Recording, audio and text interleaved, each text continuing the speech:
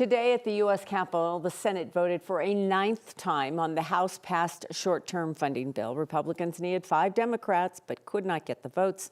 The measure failed 51-44. Today is payday for the U.S. service members. President Trump says they are getting checks due to a reallocation of funds. The White House says it's from the Pentagon's research and development budget. We know many other federal workers, though, are continuing to work without pay, and the Trump administration has threatened not to pay the back pay. So we're wondering, is that legal? We don't know. That's why we bring in our legal expert, right, who's actually got the law degree, Whitney Traylor. Let's start with the basics there. We're talking about back pay, and I think most of us understood that would be paid. Yeah.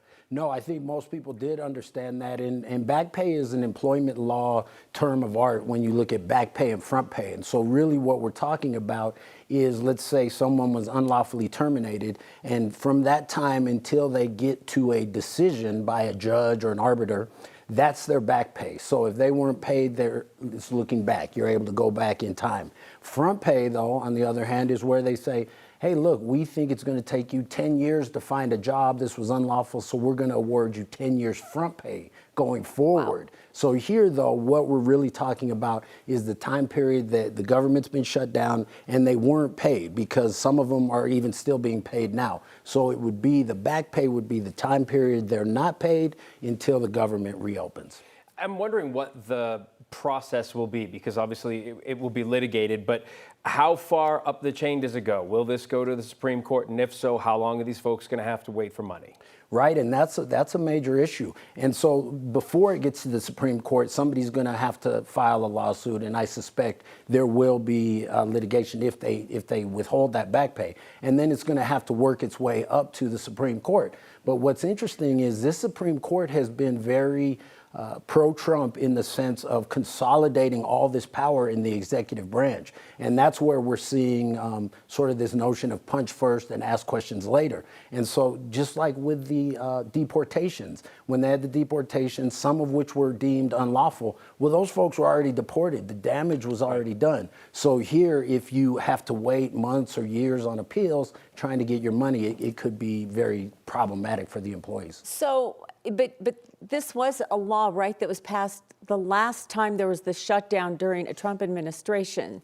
Yes. So is it legal to say, no, we changed our mind? That's the million-dollar question, and the way you framed it is exactly what happened. So this was a law that what we're dealing with here is the Government Employee Fair Treatment Act, GEFTA is what they call it. This was a law that was passed in 2019 because back then, at the end of 2018 going into 2019, we had a 35-day government shutdown. So they passed a law that said, hey, if there's a government shutdown, here's the actual language. It said the employees shall be paid for the length of the shutdown at the earliest date possible after the shutdown ends. So basically, they have to be paid after the shutdown ends. And this is how the White House had been interpreting this until about 3 weeks ago, and they changed positions. I mean, it seems pretty clear in the wording that you just read.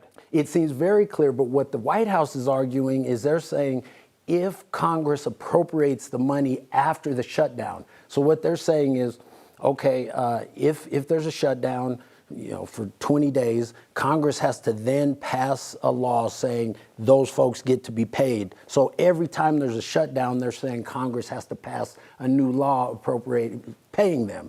And most legal scholars, the vast majority of legal scholars, are saying, no, that's a misinterpretation of the law. You don't have to have Congress reallocate that money every single time. So here, most people are saying Trump is probably going to lose on that legal argument. It's money that they're owed.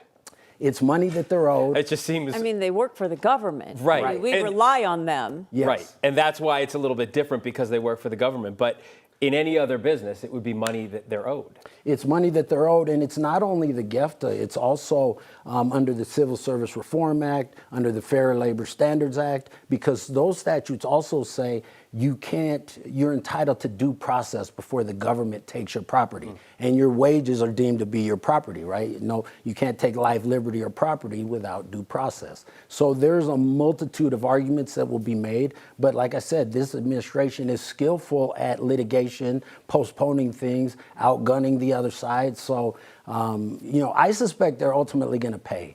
But if they don't, we're going to see lots of litigation. Oh, boy. Yeah.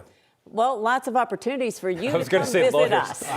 That and the lawyers are busy these days. The lawyers are, yes, the lawyers, there will be a class action for sure. All right. So, We'll see yeah. Whitney many, many Yes. times. Thank you. Good to All see right, thanks.